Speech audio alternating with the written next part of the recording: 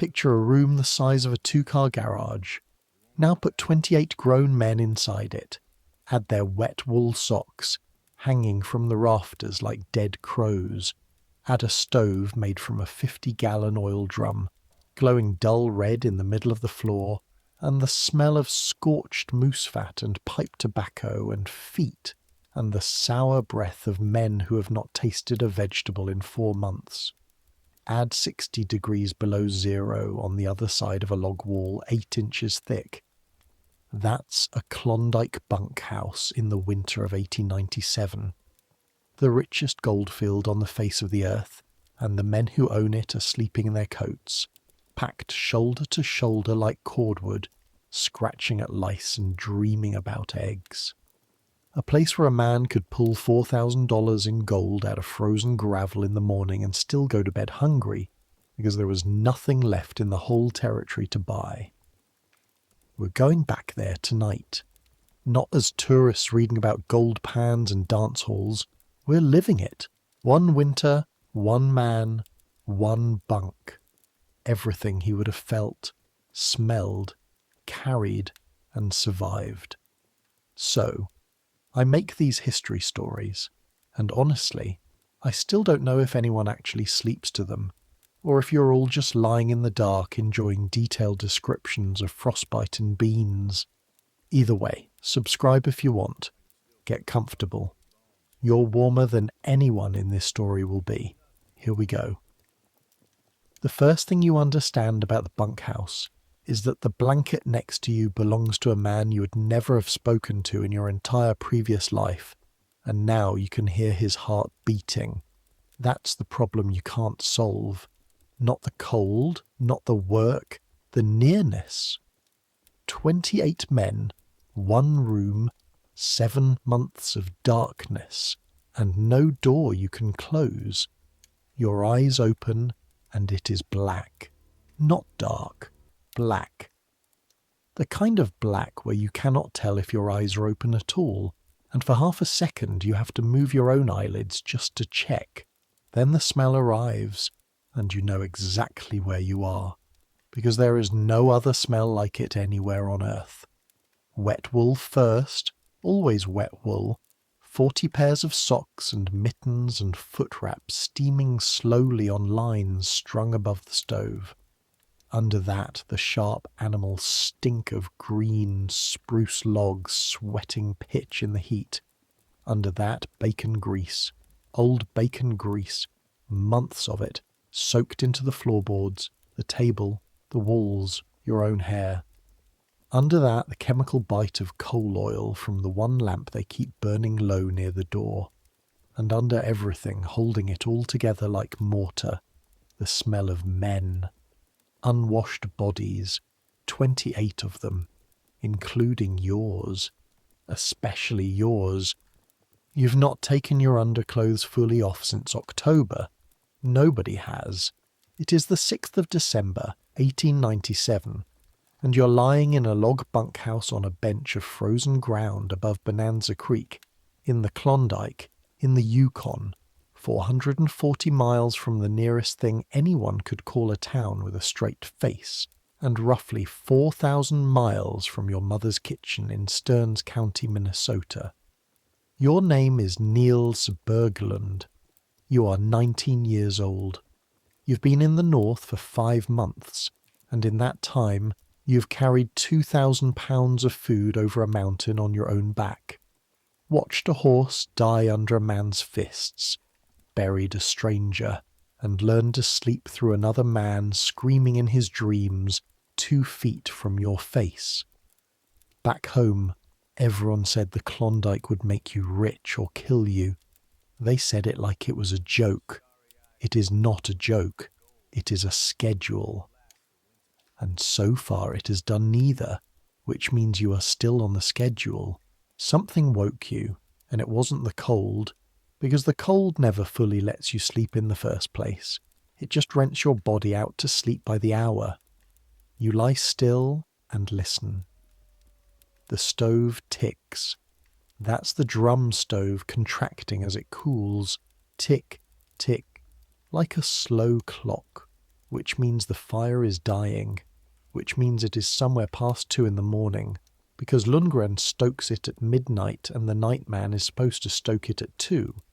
And the Nightman this week is a Nova Scotian named Purdy, who sleeps like a corpse. Somewhere down the row of bunks a man is grinding his teeth, a wet, gritty sound like a shovel dragged over gravel. Another man mutters in a language you think is Serbian. The wall behind your head cracks, a single gunshot report, and you don't even flinch anymore. That's the logs. When it drops past 50 below, the frozen sap inside the wall logs explodes. One log at a time, all night long, the whole house snapping and popping like distant rifle fire. The old-timers say you can judge the temperature by the sound. Small cracks 40 below, big cracks 50, and when the ice on the river booms, a deep boom you feel in your chest, through 2 feet of ground, that's 60 and falling, and no man works outside and no man goes anywhere, and the world shrinks to the size of one red-hot oil drum and the circle of bodies around it. Tonight the wall is cracking like a firing squad. You pull your nose back under the blanket. This is the first skill the North teaches you. Before panning, before axe work, before anything. Manage your own breath. Your breath is water. Water freezes. If you sleep with your face out, you wake with your beard frozen to the blanket. Actually frozen. Welded. And you have to pull it loose hair by hair or lie there breathing on it until it melts. If you sleep with your face under the blanket, the wool over your mouth grows a plate of ice by morning anyway, but at least it isn't attached to you. Every man in this room sleeps curled around his own breath like it's the last thing he owns. In a way it is. The bunkhouse is 20 feet by 24. You know this because you helped build it in September, when the ground was already freezing and every man on the claim worked 16-hour days racing the winter, notching green spruce logs with axes, stuffing the gaps with moss you pulled off the hillside in slabs, moss and mud that froze on your hands while you worked it. The roof is poles laid side by side, then moss, then a foot of dirt, and now 3 feet of snow on top of that, which is good because snow is a blanket. And this whole house survives on the same logic as your bunk. Pile enough insulation on a small enough space, and the heat of bodies in one stove will hold back a cold that can shatter steel. The bunks run down both long walls, 2 tiers high, built from split poles with the flat side up. 7 bunks a side per tier. 28 berths, 28 men. Your bunk is a lower second from the door, which is the worst position in the entire building, and everyone knows it. Every time the door opens, and it opens 50 times a day, a slab of outside air falls into the room like a wall of white smoke, rolls across the floor, and breaks over your bunk first. The men near the stove sleep in their shirts. You sleep in your Mackinaw coat, your wool cap, and one mitten, the left, because your left hand goes numb at night ever since the pass. Nobody chose these bunks by drawing straws. You got yours because you were the last man hired and the youngest man on the crew, and in the Klondike, as everywhere else on Earth, the cold flows downhill to the bottom of the pecking order. Above you sleeps Otto Franzen, 31, a stonemason from Chicago by way of Sweden, the man who's kept you alive at least twice and possibly 4 times, depending how you count the river. Otto snores like a sawmill and steals warmth without shame, and when the 2 of you crossed the Chilkoot together, he carried part of your outfit for a week when your knee gave out, and never mentioned it afterward, not once, which in the currency of the North makes him something closer than a brother. Below the frost line of your affection for Otto, though, there is a worry you've been carrying for 2 weeks now, and telling no one. Otto's gums have gone soft. You saw it 3 nights ago when he laughed at something Purdy said. The lamplight caught his open mouth, and his gums were the colour of raw liver, dark and puffy, swelling down over the teeth. You have both heard the word for that. Every man in the territory has heard the word. Nobody says it out loud in this bunkhouse, the same way sailors won't whistle on a ship. Scurvy. The Klondike calls it blackleg, and it is already in the camps up and down the creek, and it does not come from cold or from work. It comes from 4 months of beans, bacon and flour and nothing else. And there is nothing else. Because the steamers didn't get through before freeze-up, and the whole town of Dawson is sitting on the edge of famine, and everyone knows it. That is the arithmetic of your winter, and it has no gold in it at all. The food went short in October, the river froze in November, and nothing more is coming in until June. Every mouthful you eat between now and break-up is already in the territory, already counted, already owned by someone. On this claim, the count is exact. The syndicate laid in supplies for the crew, and Big Alex the foreman weighs the flour twice a week, and the number he wrote in his book in November was smaller than the number the winter needs, and he knows it, and you know it, and that is why every meal in this camp is eaten in silence, with men watching each other's plates sideways like dogs. But that's morning trouble, and it is not morning. Something woke you. You hear it now. A soft sound wrong for the room. Cloth moving slowly, deliberately slowly. Not a man rolling over. Men roll over in one heavy motion with a grunt. This is inch by inch. This is careful, and careful is the most alarming sound a dark room full of poor men can produce. You slit your eyes open.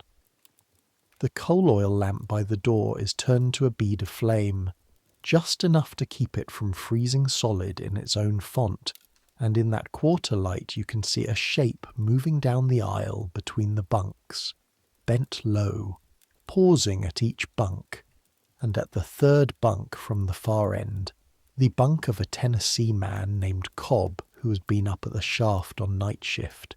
The shape stops, and both its hands go down onto the bedding, and it begins, slowly, to slide Cobb's spare blanket off the bunk and under its own arm. A blanket. Understand what a blanket is here. In Seattle, a blanket is $1.50. On Bonanza Creek in December of 1897, a blanket cannot be bought at any price, because there are none, because everything a man will need until June had to be hauled over the passes on his back in the summer, and a man who loses a blanket now sleeps cold until the ice goes out. In the States, stealing a blanket is a misdemeanor. Here it is a species of attempted murder, slow motion, and every man in this room would tell you so. And what they would do about it is the part that makes your stomach go tight and cold under your coat, colder than the air. Because there is no sheriff on Bonanza Creek. There is a mounted police post at the Forks, 2 miles up, 3 constables for 4,000 men, and for something like this the police may never even hear of it. For something like this the creek has its own institution, older than the police, older than Dauble's saloon, old as the California diggings your grandfather's generation talked about, the miners' meeting, and you have seen one in October at Grand Forks, and you have been trying to forget it since. You lie absolutely still and watch a man steal a blanket, and you understand, with the particular clarity that comes at 2 a.m. at 50 below, that whatever you do in the next 10 seconds, someone's whole life is going to turn on it. You do nothing. Your heart is slamming. The shape tucks the blanket under its arm, straightens and turns, and for one instant its face crosses the bead of lamplight, and you know him. Of course you know him. You know every face in this valley. It is Michael Doyle, upper bunk, far corner, a quiet Irishman from Butte, Montana, 40 years old maybe, a hard rock miner with a grey moustache and hands like split firewood, a man who says grace over beans, a man who lent you his whetstone in November and showed you the trick of sharpening an axe in the cold so the steel doesn't chip. Doyle. Doyle is stealing Cobb's blanket, and Doyle's own bunk, you now remember, has looked thin lately, and Doyle has been coughing for 3 weeks, that deep wet freight train cough, and Doyle sleeps in the far corner where the wall ice grows half an inch a night, and none of this will matter at all, not one particle of it, if anyone else in this room opens their eyes in the next 5 seconds. Nobody does. Doyle folds himself back up into his corner bunk like a man folding a letter, and the room ticks and cracks and snores, and you lie awake with your one mittened hand pressed against your own chest, and you do not sleep again for a long time. Morning in the bunkhouse does not arrive. There is no sun to bring it. This far north, this deep in December, the sun clears the southern hills for about 4 hours a day, a low orange coal rolling along the ridgeline, and it will not do even that for another 5 hours.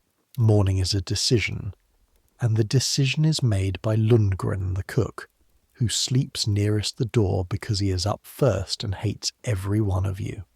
And at 5:30 you hear him make it, the scrape of the stove door, the crash of frozen split wood going into the drum, and then the sound that owns this entire valley from Thanksgiving to Easter, the shriek of a green log meeting fire, hissing and screaming as the sap boils out of it. Then Lundgren says the same thing he says every morning, in his flattened Norwegian English, not loud because he doesn't need to be loud. Daylight in the swamp. There is no daylight. There is no swamp. Nobody has ever asked him about it.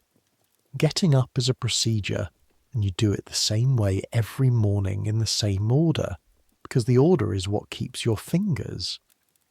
First, while you're still inside the blanket's heat, you find your boots. Your boots sleep with you. Everyone's boots sleep with them, down at the foot of the bunk under the blankets, because a boot left on the floor overnight freezes into a shape no human foot can enter, hard as a stovepipe.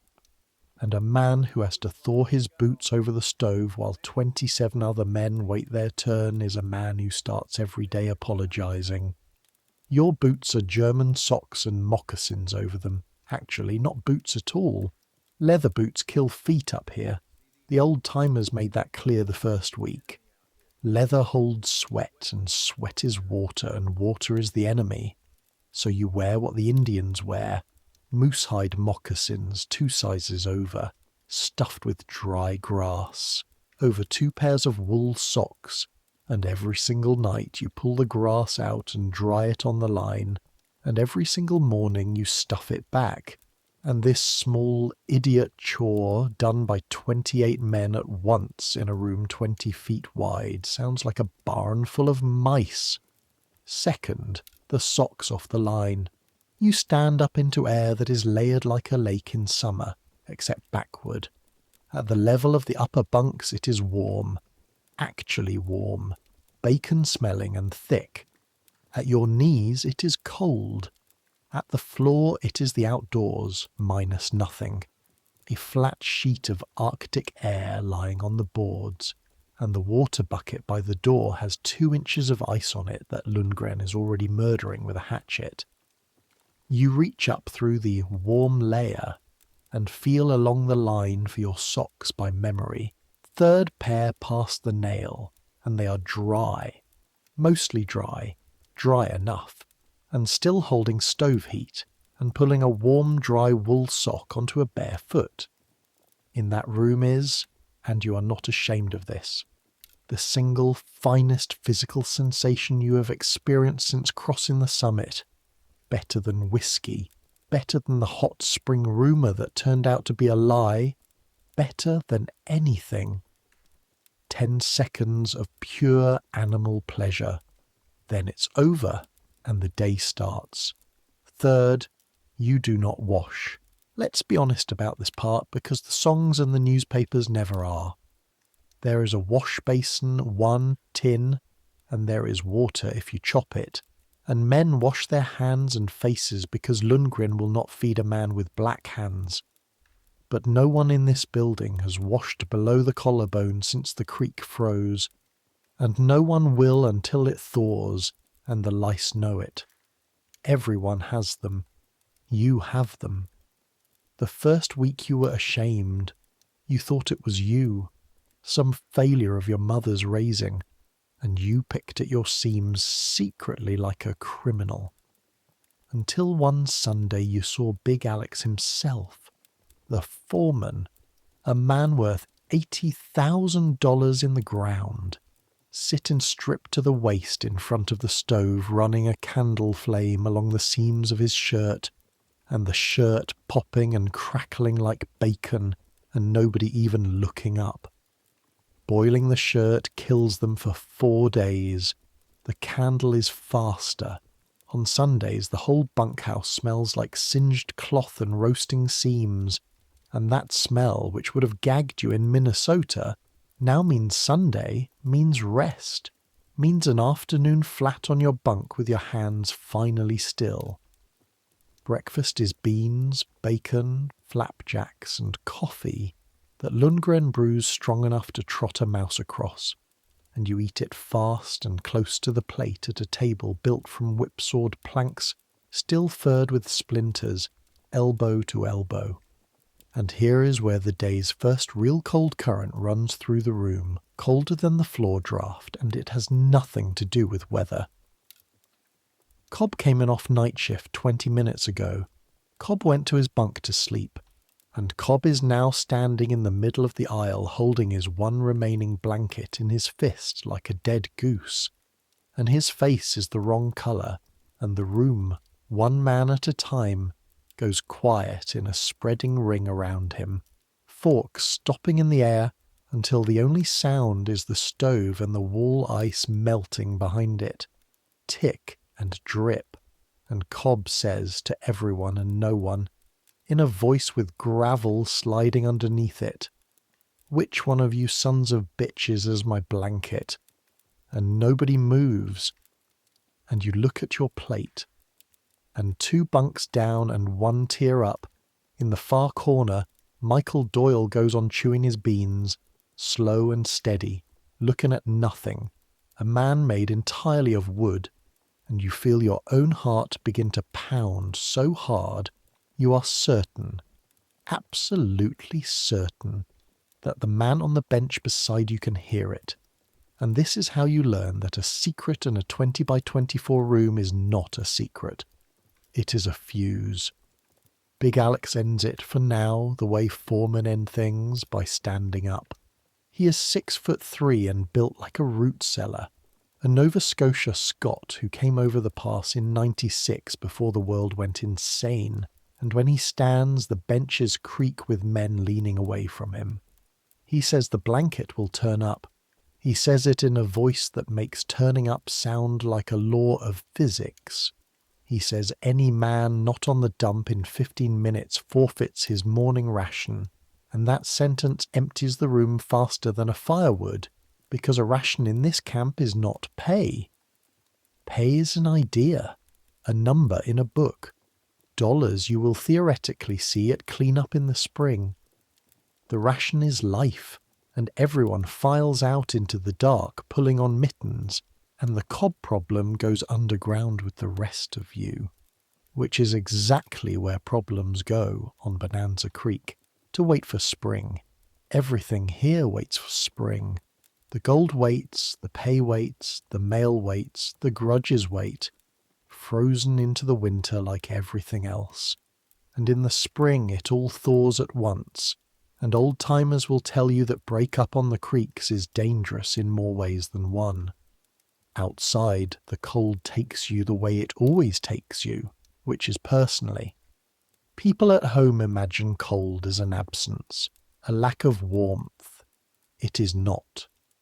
At 52 below zero, which is what the thermometer nailed to the cash post says this morning, if you trust a thermometer whose mercury froze solid last week and has been replaced by a bottle of painkiller whiskey, because whiskey freezes at 55 below, and Big Alex says, when the whiskey goes solid, nobody works.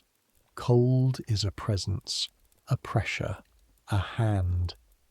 It grips your face the instant you clear the door.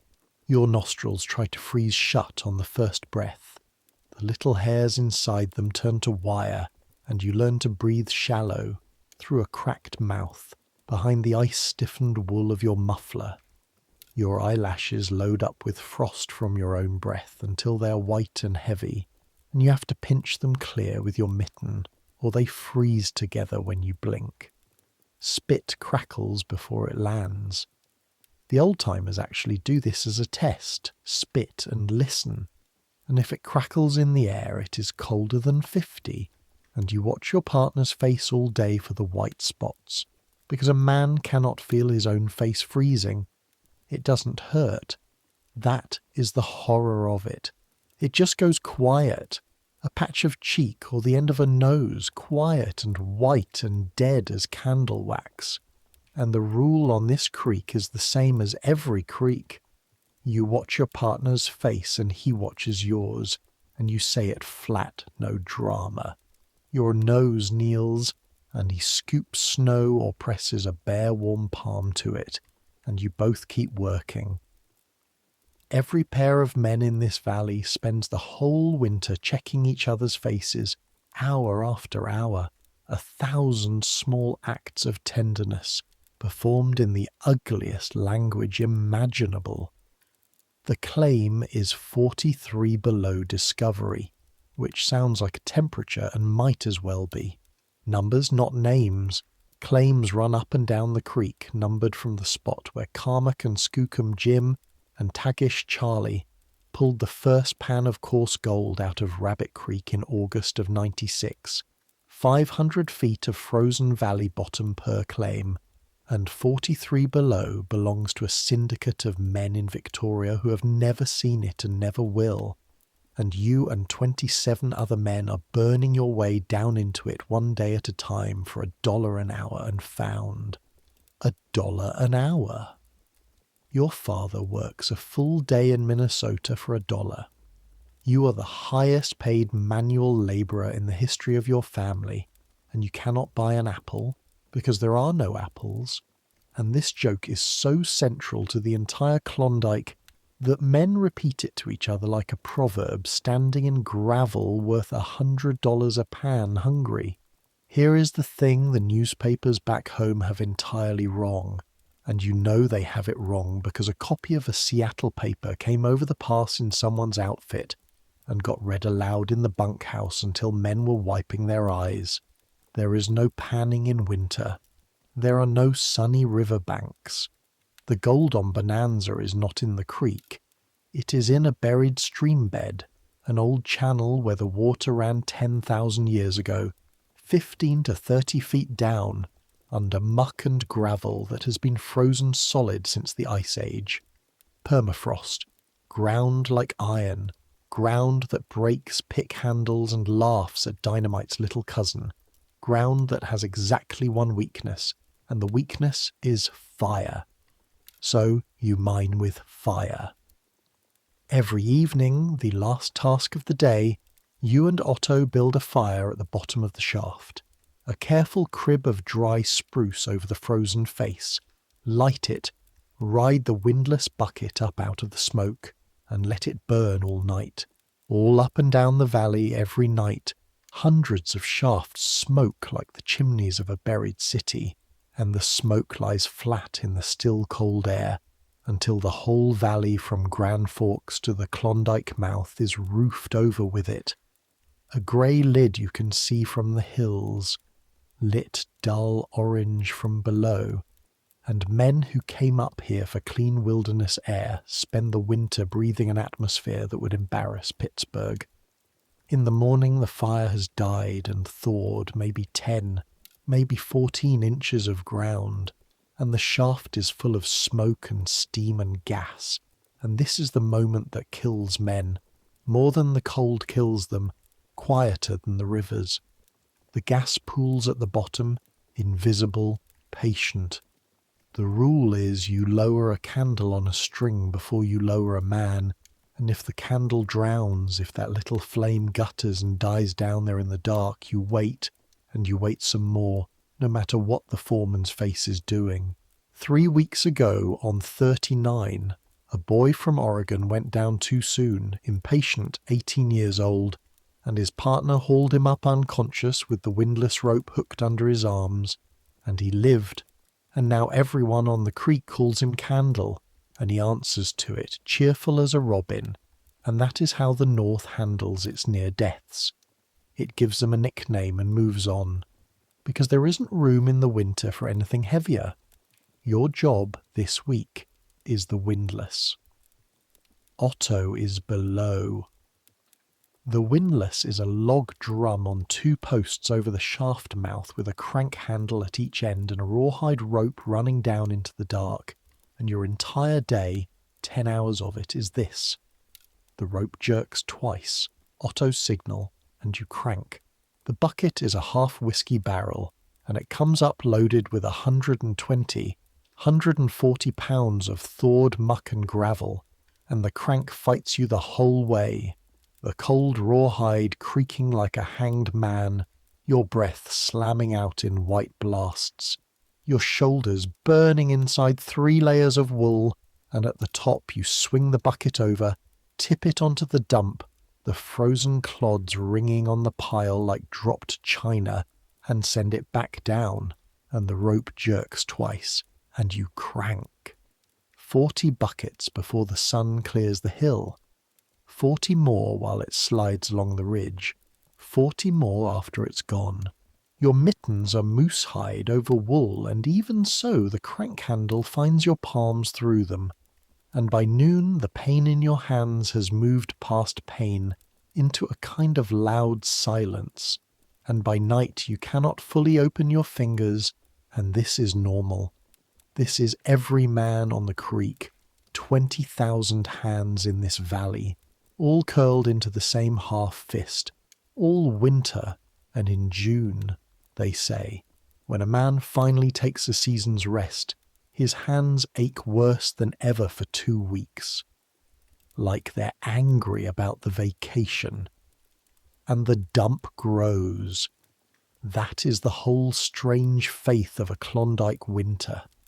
The thing you have to hold in your head to keep cranking. Nobody knows what they have. The gold comes up mixed invisibly through tons of frozen filth, and it piles beside the shaft all winter, a growing grey mountain, and not until spring, when the creek runs and the sluices can wash it, will anyone on this claim, from Big Alex down to you, know whether this winter of burned lungs and ruined hands was worth $80,000 or nothing at all.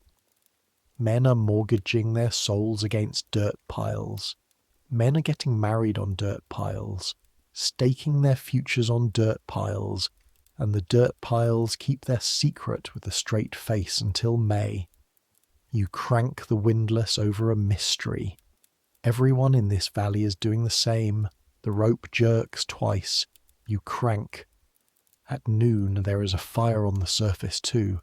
A big open one by the dump where the wood squad keeps a wall of split spruce standing by, and the crew comes up out of their holes all along the claim like ground squirrels and stands around it in a tight ring, steaming. Nobody sits. You learn that fast. A man who sits down at 50 below on a log at lunchtime stiffens like leather. The heat you have is the heat you made cranking and swinging, and you spend it standing, turning yourself in front of the fire like a roast, front, back, front, while the side away from the flames freezes in real time. Lundgren's boy hauls out a kettle of beans and a sack of cold flapjacks from breakfast, and you eat standing up, Mittens off for exactly as long as it takes, fingers going from numb to screaming to numb again, and the flapjack is frozen at the edges and hot from the kettle side in the middle, and tastes like glue and wood smoke, and is somehow out here in this air after 5 hours of windlass, one of the great meals of your life. Hunger is the best cook, your mother used to say, standing in a kitchen that had eggs in it, and butter, and a barrel of apples in the cellar, and you would give a full day's $1 an hour wages right now, $10, gold, for one of those apples, and this is not a figure of speech. Down at Dawson, they say, a man paid an ounce of dust for a tin of oysters last week and wept while he ate them. Nobody laughed at him. Otto comes up for dinner on the bucket, riding the rope with one foot in the bale. When he steps off, you look at his face the way you always look for the white spots, and the face is fine, but the walk is not. He is walking like the ground hurts. Short steps, flat-footed, careful, an old man's walk on a 31-year-old, and when he stands at the fire he keeps shifting his weight like a horse resting one leg and then the other, and you have watched this coming on for 2 weeks the way you'd watch weather coming up a valley, and at the fire quietly, under the crackle, you finally say it. "Show me your legs tonight." Otto looks at you. Steam coming off his shoulders, frost in his eyebrows, moustache one solid bar of ice with a hole in it for the pipe. He looks at you a long time, and around the fire the other men are arguing about dogs. Somebody's leader got into somebody's fish, the eternal argument, and under it Otto says, "It's nothing, cold in the shaft." Then it cost you nothing to show me. You're 19, and you're limping. He goes back to his pipe. The pipe has gone out. He does not relight it, which from Otto is a speech. Then he says, in the voice he uses when the subject is closed, "Tonight," and steps into the bucket, and you lower him back down into the smoke, paying the crank backward, watching the top of his fur cap sink into the dark, and there it is. The fear you've been keeping in the same pocket as Doyle's secret. And the pocket is getting full, because you know what soft gums and aching legs are. Everyone knows, and you know the only cure is fresh food, spruce tea maybe. The Indians swear by spruce tea and the old-timers back them. Raw potatoes if potatoes existed. Lime juice if this were the Royal Navy. And it isn't. It's a frozen ditch 400 miles from a lemon. And men with what Otto has do not get better on beans and bacon.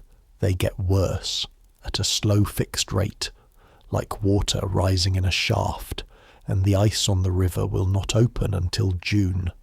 The afternoon is the same as the morning, except darker. The sun does its 4-hour crawl along the hills across the valley, never getting a hand's width above them, throwing your shadow 50 feet long across the snow at midday. A giant made of you, cranking a giant windlass, and then it slides behind the shoulder of the dome and the light goes blue, then grey, then the stars come out at 3:30 in the afternoon, and you work by starlight and firelight, and this is the part of the winter nobody can describe in a letter home. You have tried, you have sat with the pencil and given up. The darkness is not empty. The sky ripples. Most nights, sometime after the stars, the aurora comes up over the northern ridge like smoke. Green smoke, folding and unfolding. Sheets of it. Whole rivers of pale green fire running horizon to horizon fast as a startled flock. And some men swear it hisses. Swear they can hear it.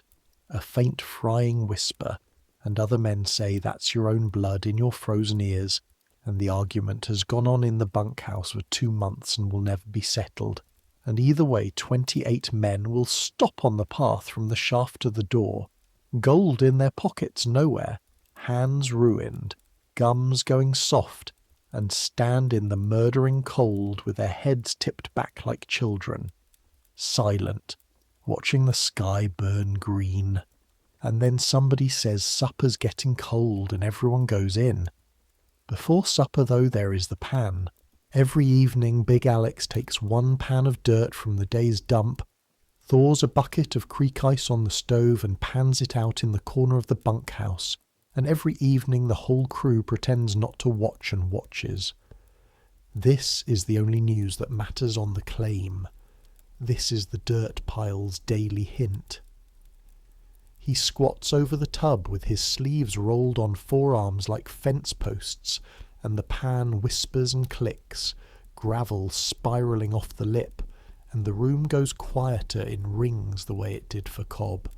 And tonight the swirl narrows and narrows, and there at the bottom edge of the tin, dragging behind the black sand the way it always does, heavier than everything, heavier than anything, is a curl of raw gold, coarse gold, flakes like melon seed, and one pea-sized nub that clacks against the tin, and Big Alex tilts it in the lamplight without one flicker of expression and says, $1.10, meaning $1.10 in that one pan, which is enormous, which is 10-cent pan country gone mad, and nobody cheers.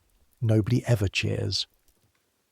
A Missourian named Slade says, "Huh, and that is the celebration. 28 men worth a fortune on paper going back to their beans. Because it is not their fortune, it is Victoria's fortune. And because paper fortunes don't cure gums, and because everyone in this room is thinking some version of the same thought. The thought that is the true climate of the winter of 97, colder than the air and just as constant. What good is it? What good is a valley floored with gold if the ice has the door locked from the outside? That night, after supper, after the pan, after the socks go up on the lines and the room fills with its wet wool fog, Otto keeps his word. He waits until the lamp is low and the card game at the table has pulled the wakeful men into its circle, and then he sits on the edge of your bunk in the shadows and rolls up his left trouser leg, and neither of you says anything for a while. The leg is wrong. From the knee down the flesh looks bruised, but not like a bruise from a blow. The marks are scattered, blotchy, dark purple going black in places, as if he'd been beaten by someone very patient over several weeks, and around the calf the skin has a hard, tight shine. And when Otto presses a thumb into it, the dent stays, a little pit in the muscle, filling back in slow as dough. You have seen a lot of legs this winter, in a room where 28 men dress and undress.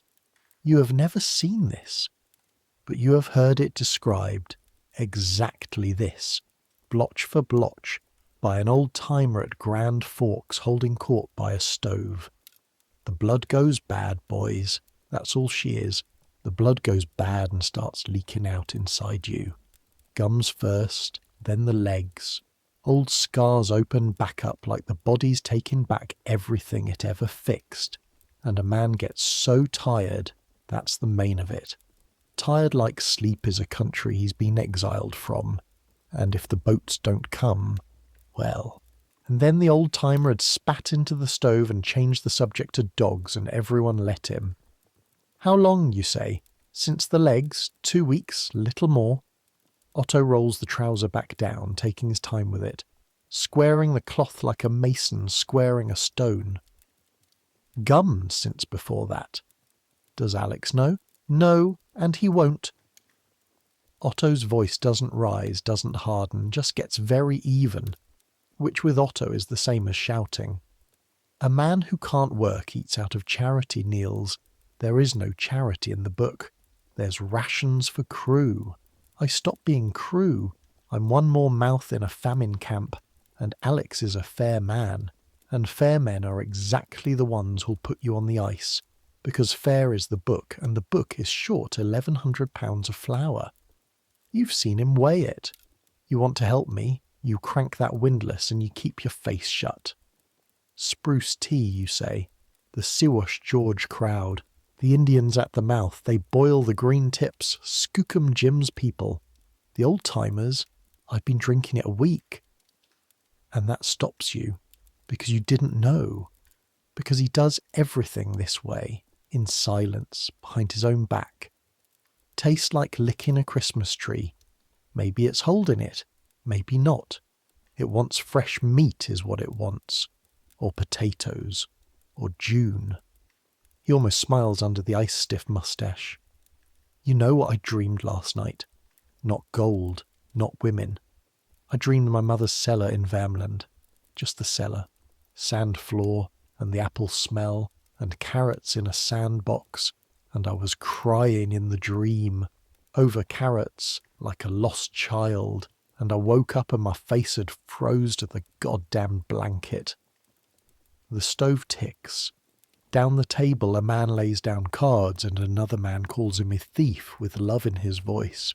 Up in the far corner, Doyle coughs his freight train cough into a stolen blanket, and you sit there between one secret and the other, like a fence post between two fields, 19 years old, 4,000 miles from the apple barrel, and Otto puts his split firewood hand on your shoulder once, weightless for such a hand, and climbs up into his bunk and the boards creak, and that is the end of the conversation, and you lie down and pull your nose under the wool and do what you do on the bad nights, which is go back over the mountains.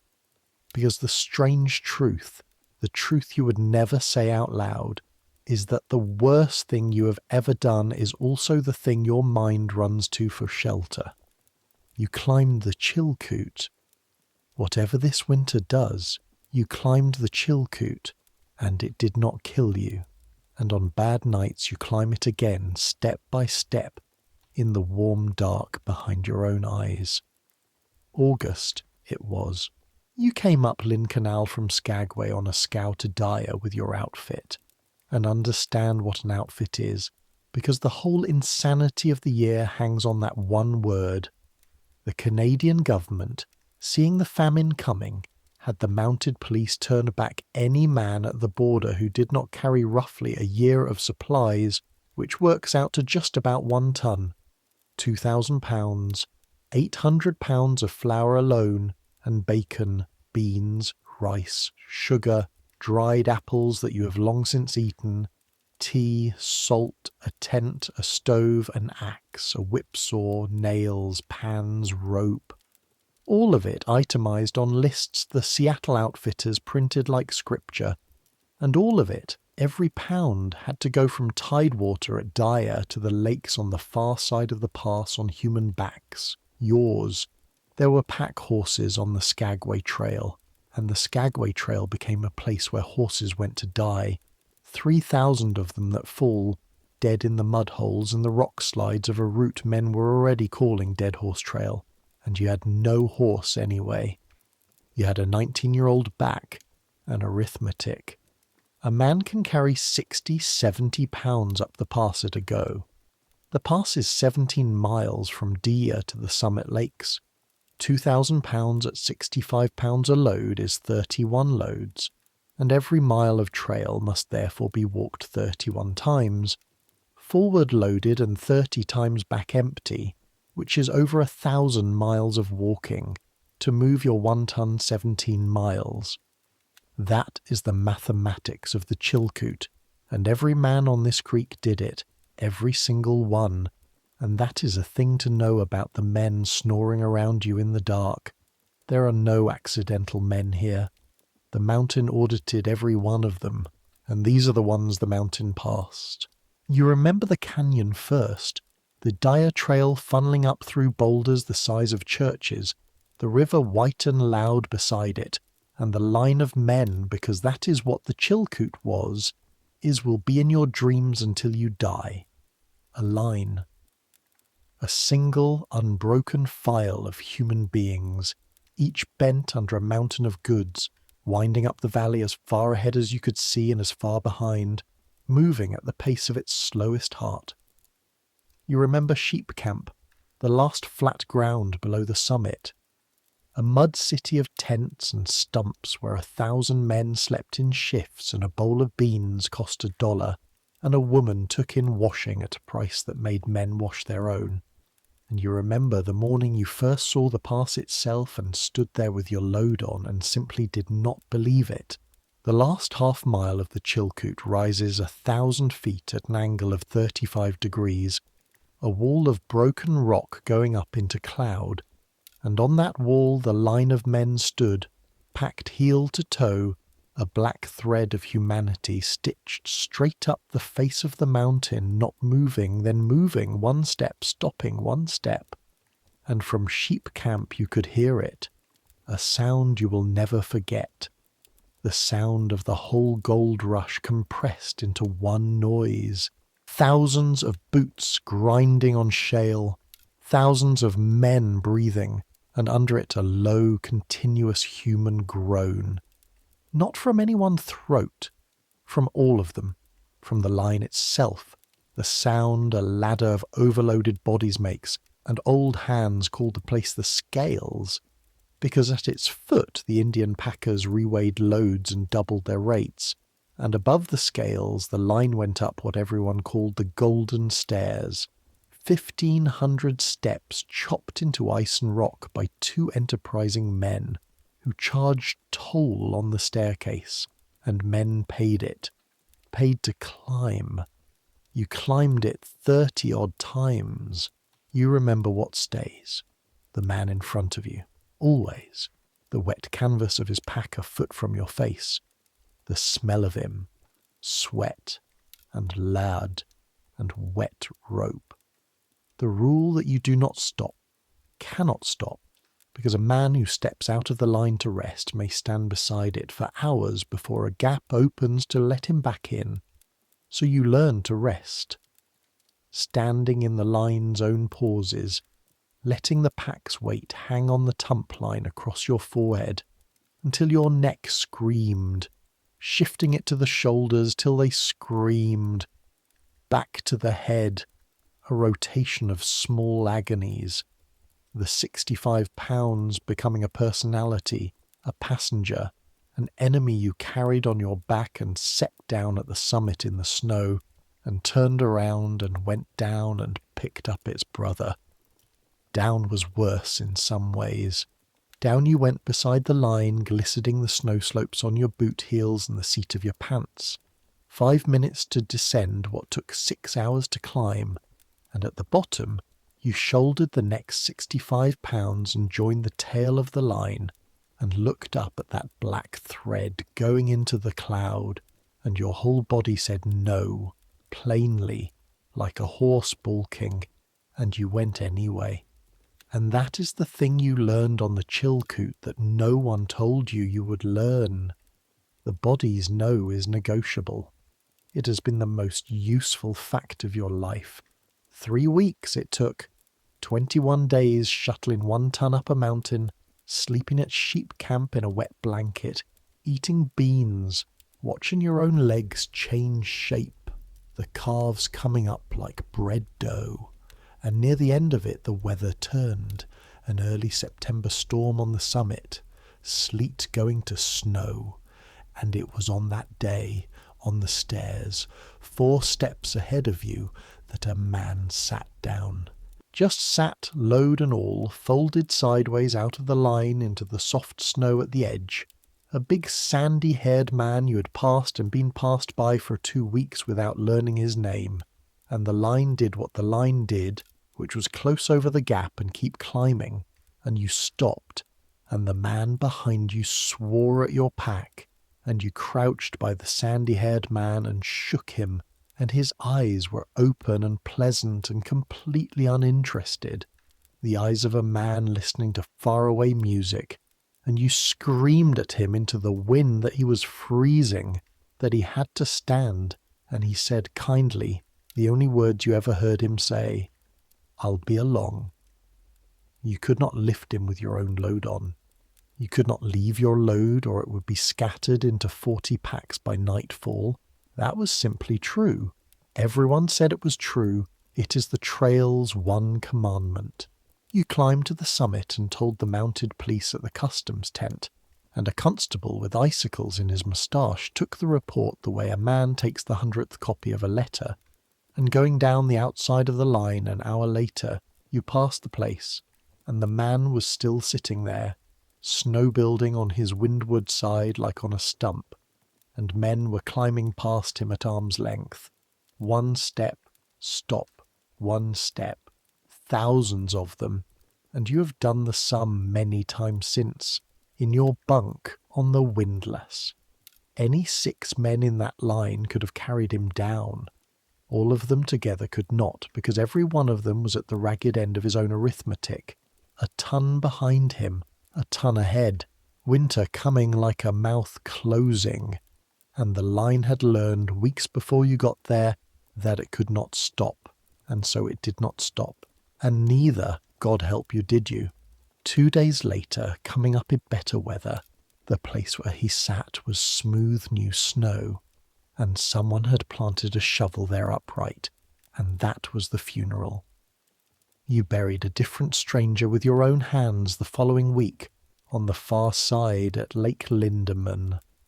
A boy, dead of the meningitis that ran through the tent camps that fall, because you happened to be splitting boat lumber 50 feet from his tent, and his partner asked, and 4 of you dug in ground already stiffening, and none of you knew so much as his surname until his partner read it off a letter from the boy's sister, and afterward the partner sold the boy's outfit at auction in the middle of the camp, called it himself, weeping and auctioneering at the same time, flour, boots, a banjo, and men bid fair prices and better, and paid in dust and coin into the dead boy's hat, $700 for the sister in the letter. And this too is a thing to know about these men snoring in the dark around you. The line would not stop climbing to save him. The camp filled his hat for a woman none of them would ever meet.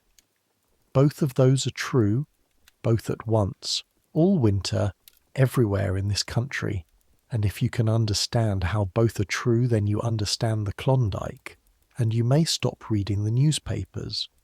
Then Lindeman and Bennett, the lakes filling with a tent city of 10,000, and the shoreline for miles stripped to stumps, every green tree whipsawed into boat lumber, and the whipsaw pits going dawn to dark. And this is where partnerships died, at the saw. 2 men, 1 pit, 1 log. 1 man stands above hauling the saw up. 1 stands below hauling it down with the sawdust raining into his eyes, hour on hour, and each man becomes certain, with the purity of religious faith, that the other is riding the saw, hanging his weight on it, shirking. And men who had come around the horn together, men who were brothers, cousins, father and son, stood in those pits and screamed themselves into strangers, and up and down Bennett that September you watched partnerships crack open in public, watched men divide 1 outfit into 2 with insane precision, sawing the boat itself in half in one famous case, halving the flour cup by cup, snapping the last matchstick, and Otto stood watching that particular divorce beside you, pipe going, and said the sentence you have thought about every day since. The mountain don't break men, men break men. The mountain just gets them tired enough to start. You and Otto did not break. You built the boat in 9 days, a flat-bottomed scow 22 feet long, corked with oakum and boiled spruce gum, and named her nothing, because Otto said naming a boat you intend to abandon is bad manners, and you ran her down the chain of lakes with a blanket for a sail and then the river, and the river had 2 teeth. Miles Canyon first, where the whole Yukon slams into a slot between basalt walls 100 feet high and maybe 60 feet apart, the water piling up in a ridge down the centre, like the back of a running animal, and below it the White Horse Rapids, named for the mains of spray. where already that summer men had drowned by the dozen, and the mounted police had come and made rules, because that is what the mounted police did to the whole stampede quietly at every choke point. No boat through without a competent man steering, no women or children in the boats at all. They walked the portage, and you and Otto stood on the rim studying the water like everyone studied it, and a professional pilot would run your scow through for $20, and $20 was flour. And Otto looked at the ridge of green water a long time and knocked out his pipe and said, "I have handled boats," which you later learned meant a rowboat on a lake in Sweden twice. 4 minutes. That is how long the canyon and the rapids take. You bailed and threw your weight where he yelled, and the walls went by like a train, and one wave stood up over the bow and hit you across the chest like a barn door, solid, cold as the grave even in September, and then it was over. Flat water, gear-soaked, half the sugar ruined. Both of you laughing the way men laugh only immediately after being terrified, and Otto steering with his ice-white knuckles and announcing to the river in general, "I have handled boats, and if he dies this winter, if the blackleg takes him at 52 below, in a bunkhouse that smells of feet, this is what you will refuse to think about."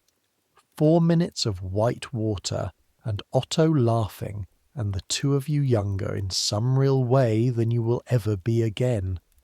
And then Dawson.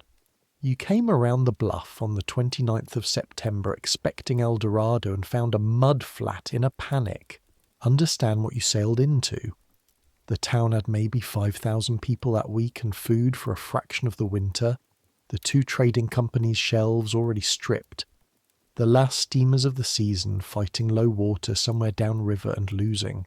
And while you watched from your scow, men were shouting news along the waterfront the way men shout fire. Within a fortnight the companies posted it plainly, and the police put paper up on the walls. There would not be enough. The Alaska Commercial Store stopped selling outfits and went to rationing what it had. Inspector Constantine of the police put out a notice telling men without a year of grub to get out of the country while the river still ran. Go up to the lakes or down to Fort Yukon 400 miles, where cargo lay stranded on grounded steamers, and hundreds went, some floating downriver into the freeze-up itself, and the ones who stayed watched the river the way farmers watch hail come. You and Otto had your ton, or most of it. You were rich in the only currency that mattered. Men who had struck fortunes on the creeks, actual fortunes, offered gold at famine prices for a flower that fall, $1,000 for £1,000, and were refused. And the sentence you heard in a front street doorway your first week, from a big operator in a good coat, was the sentence that told you what country you are now living in. "I've got $200,000 in the bank shack," he said, to nobody, to the street, "and I can't buy a sack of goddamned flour." On the 8th of November, the Yukon stopped moving. You were on the bank the morning the ice set. The whole vast grey river gone silent overnight, jammed and buckled and still, and men stood along Front Street looking at it without talking. Hundreds of them, hands in their pockets, and what they were looking at was the door of the larder swinging shut, and everyone heard the click. So when you count your winter's blessings on your fingers inside your mitten, and you do, it is a real practice. It keeps the 2 a.m. fears in their pen. The count goes, you have your ration. You have a bunk, the worst bunk, but under a roof, with a stove. You have $1 an hour accruing in a book. You have Otto. And every item on that list you understand now, watching Doyle cough in his corner, watching Otto climb the bunk boards like a man of 60, is written in pencil. Sunday is the hinge of the week, and this Sunday, the Sunday after the blanket, the bunkhouse is a pot with the lid rattling. No work on Sunday. Big Alex is Presbyterian to the bone, and besides the men would mutiny. So 28 men are locked in a 20 by 24 room by 60 below cold with a theft between them, and the day arranges itself around not talking about it. Men mend. That's Sunday's verb. Wool socks darn over a tin cup. Moccasins get new babiche lacing. A man named Fournier reheals boots for tobacco. Needles travel bunk to bunk, and the room fills with the small sounds of thread through cloth, and men swearing gently at their own thumbs, and the candle flame crackle of lice dying along 100 seams. Purdy reads a 4-month-old Seattle paper aloud for the 5th time, the crew heckling the advertisements from memory. 2 Nova Scotians sing, in the late afternoon dark, unaccompanied, the long sad ones, and men lie in their bunks with their eyes open, listening the way they watch the aurora. Slade the Missourian runs the poker game, stakes a match a hand because Alex allows no dust on the table, and the wealth-changing hands as matchsticks would buy a farm in Missouri come spring clean-up, and everyone knows it, and the matchsticks keep it survivable. Lundgren bakes. Sunday is his bread day. 4 batches out of the sheet-iron stove all afternoon, and the smell of baking bread in that room does something to grown men that none of them will name. The room goes quieter batch by batch. A man will stop mid-stitch with his eyes shut, because the smell is a door, and every man in the room walks through it into some other kitchen, some particular morning, somebody's sleeves rolled to the elbow, and comes back with his face carefully arranged. You write your mother. Everyone writes on Sunday, letters that will lie in a sack at the police post until June, and no one finds this strange anymore, writing into a 6-month silence, and you tell her the wage, and the aurora, and the bread smell, and you do not tell her about Otto's legs, or the man on the stairs, or what a room feels like when it is deciding whether to hold a trial, because it is deciding. You can feel it. Cobb has said nothing more since Tuesday, and that is the loudest thing in the room. Cobb sleeps cold, and everyone sees it, doubled in his coat under one blanket, and men have started without any meeting, without a word, doing sums behind their eyes. Who mended a blanket lately? Whose bunk looks thicker? Who buys nothing at the Forks yet lacks nothing? And twice today you have seen a man's gaze cross Doyle's corner and stop a half-second too long and lift away. The bunkhouse is a single instrument, and everyone in it can hear when a string goes false. It is Slade who finally says it, at supper to the beans, in the mildest voice he owns. Come spring, a man could buy a blanket off the first scow in June for $2. Be ashamed to hang all winter on a June blanket. And nobody answers, and the stove ticks, and up in the corner Doyle chews slow and steady, looking at nothing, a man made of wood, and you look at your plate and feel the fuse burning, and cannot for the life of you tell how much of it is left. Midweek, Big Alex sends you to town. There is a list, candles mostly. The claim burns candles by the gross down in the shafts, and the supply is thinning, and coal oil, if any, exists at any price, and the mail, meaning the outgoing sack, and you are picked because you are young and your feet are still good, and Otto's not picked, and you watch him not be picked and see him understand why. See the arithmetic land on him, and he packs your load without a word and tucks a twist of paper into the top of it, tea, his own spruce tea, for the walk, which is Otto saying what Otto does not say. 14 miles down the frozen creek to Dawson, and the trail is a road now, packed hard by sleds and moccasins, winding between the smoking dumps and windlass frames of the richest ditch on earth. You pass Grand Forks at mid-morning, the boomtown squatting where El Dorado empties into Bonanza, 24 log buildings and Belinda Mulrooney's 2-story roadhouse standing over them. And Belinda's is the miracle of the creeks. A woman not yet 30 who packed in silk and hot water bottles over the pass when every man aboard laughed at her, sold them for 6 times cost, and built a hotel at the exact corner where the 2 richest streams in history shake hands, and men with millions in the ground eat her dollar meals elbow to elbow and call her ma'am and mean it. You don't stop. You have jerked bacon in your pocket and 14 miles of daylight that will not stretch. The creek trail in the deep cold is a procession of the whole strange nation. A dog team hauling cordwood, the driver running behind in a hood-rimmed white, calling his leader by name like a man arguing with his wife.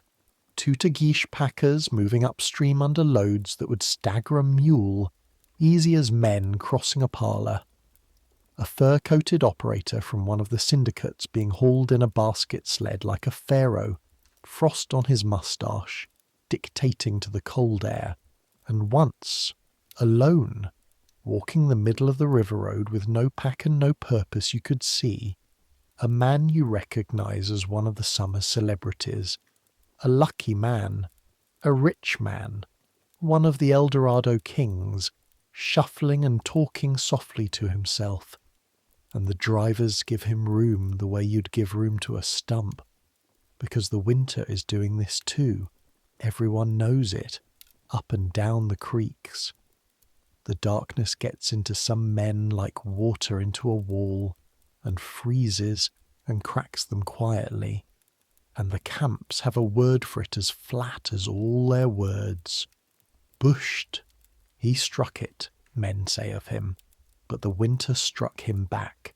Dawson comes at you first as a smell, wood smoke and something under it, and then as a smudge of that smoke lying flat across the river flat, and then all at once as itself.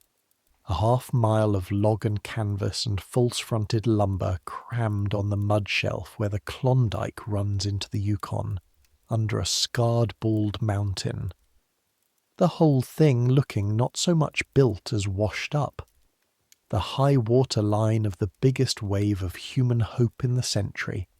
And even now, in famine, in the dark of the year, at 48 below, Front Street is moving. Men in furs walk the packed snow between buildings with their breath streaming over their shoulders. Dogs are staked everywhere, and their howling runs up and down the town in waves, one starting all the rest day and night. Nobody hears it any more. The sawmills upriver still whine, and there in the middle of the block you see what the whole creek has been talking about for 2 weeks, because you can't not see it. The burned gap.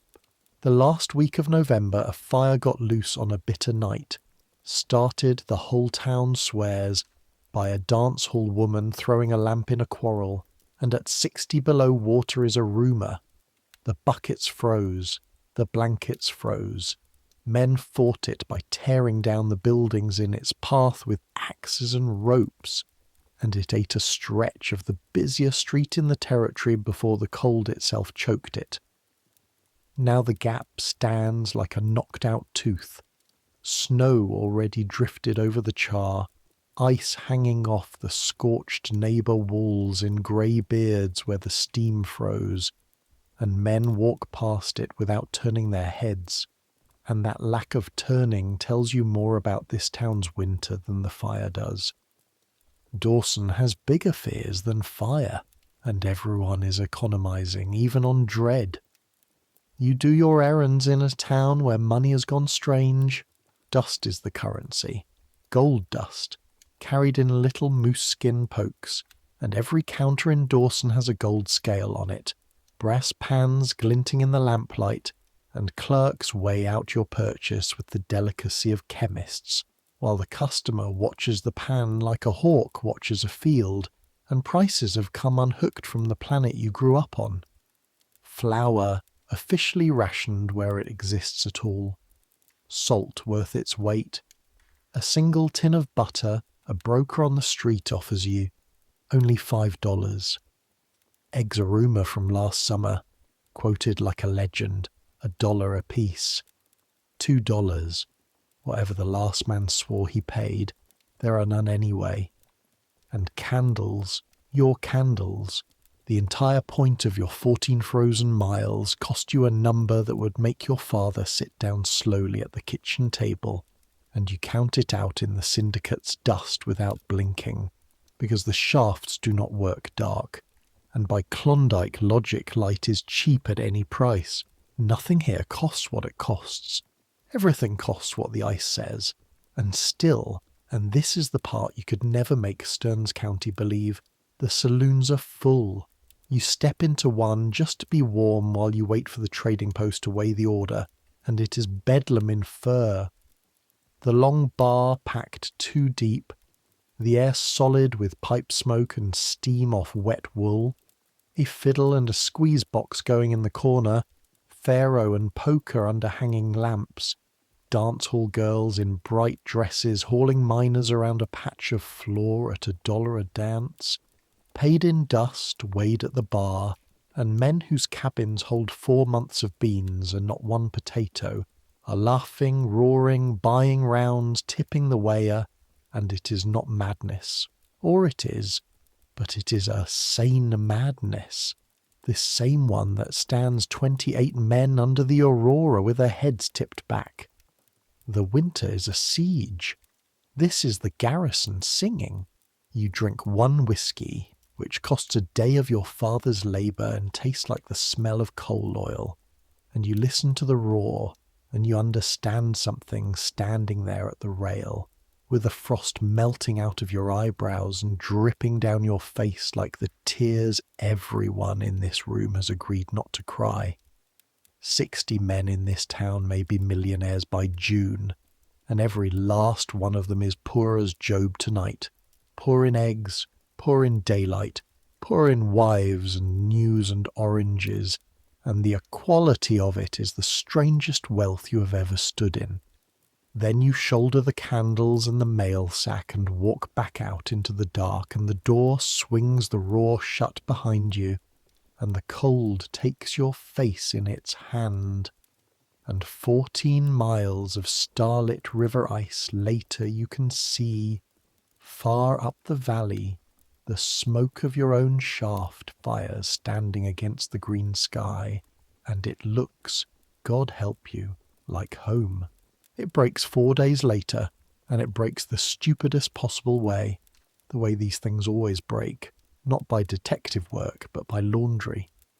Doyle, careful Doyle, quiet Doyle, makes the one mistake the room was waiting for. He washes the blanket. A blanket in this country is grimed to a colour that has no name, and a man cannot be seen with the suspiciously fresh one. And so on Thursday night Doyle boils it in the wash kettle in the corner, while the poker game holds every eye, and hangs it high on the line among the socks to dry in the stove heat, grey among the greys, invisible except that Cobb's mother or wife or someone, some woman in Tennessee with a needle, had years ago worked 3 red stitches into one corner of that blanket, a little cross-shaped mend no bigger than a beetle, and Cobb, lying on his back in his bunk at 6 the next morning while Lundgren murders the water bucket, staring up through the sock forest at nothing, sees 3 red stitches hanging over the stove, and the room hears him stop breathing. What happens next happens fast, and you will go over it for years. Cobb comes off the bunk in his underclothes and has the blanket off the line in one pull, socks flying, and he stands in the middle of the aisle turning it, corner to corner, until the stitches are in his fist and he doesn't shout. That's the terrible part. He looks around the bunks, man to man, slow, with the blanket held up like an exhibit, and his voice when it comes is almost gentle. "Whose wash?" Nobody answers. This come off the line, somebody's wash. Whose? And the silence gets a shape to it, and the shape leans, the whole room leaning without moving, the way a field of grass shows wind, 26 heads not turning toward the far upper corner so hard that they might as well be pointing, and Doyle sits up in his bunk with his grey hair wild and his blanket, his own thin one, sliding off his shoulders, and he looks at Cobb and coughs that long freight train pull doubled over with it, and when it lets him go he wipes his moustache and says, "Mine." Just that. Mine. No story. And later you will understand that this was Doyle's last piece of property, the truth, and he spent it like a man paying his own funeral. Big Alex is between them before Cobb's weight finishes shifting, one hand flat on Cobb's chest, not pushing, just present, like a wall being polite, and what he says to the whole room. Not in here, not with fists. And then the words you knew were coming, the words you've been dreading since 2 o'clock in the morning 9 days ago, words that in any town in the States would mean lawyers, and in this valley mean the oldest machine in mining country grinding out of its shed. Miners' meeting, tonight, supper hour, pass it to the neighbour claims. Because that is the custom. That is the whole constitution of the creek since California days, since before the mounted police pitched their first tent at 40 Mile. A matter between miners is judged by miners, all present, majority rule, no appeal. The police handle murder, the Crown handles claims, but a bunkhouse theft on a bonanza night belongs to the creek, and the creek knows it, and by noon the news has gone up and down the trail with the wood sleds, and men from 41 and 45 and the fraction claims between are asking what time. The day of work between is the longest of your winter. The windlass rope jerks, you crank, the bucket comes up, you tip it, the clods ring on the dump, and your mind runs its wheel.